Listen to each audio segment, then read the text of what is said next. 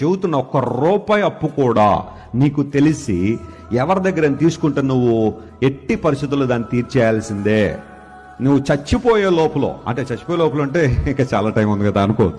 మామూలు చెప్తున్నాను నేను, నీ మీద రుణం ఉండడానికి వీల్లేదు. నీకు తెలిసి ఎవరి దగ్గర డబ్బులు తీసుకున్నావా, ఇచ్చేసాయి. కొన్ని సందర్భాల్లో ఉన్న డబ్బులు తీసుకున్న తర్వాత వాళ్ళు మర్చిపోయి ఉండొచ్చా, అమ్మయ్య అడగట్లేదు కదా, మర్చిపోయారు, అల్జైమర్స్ ఏమైనా వచ్చేసిందా వాళ్ళకి, థ్యాంక్ గాడ్ అనకో.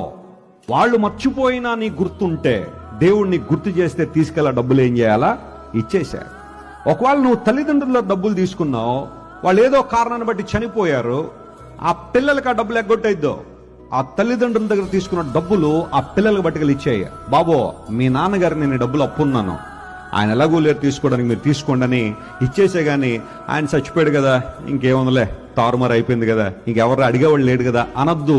దేవుడు ఏదో ఒక రూపంలో నీ దగ్గర ఎప్పుడొకప్పుడు వసూలు చేస్తాడు దాన్ని.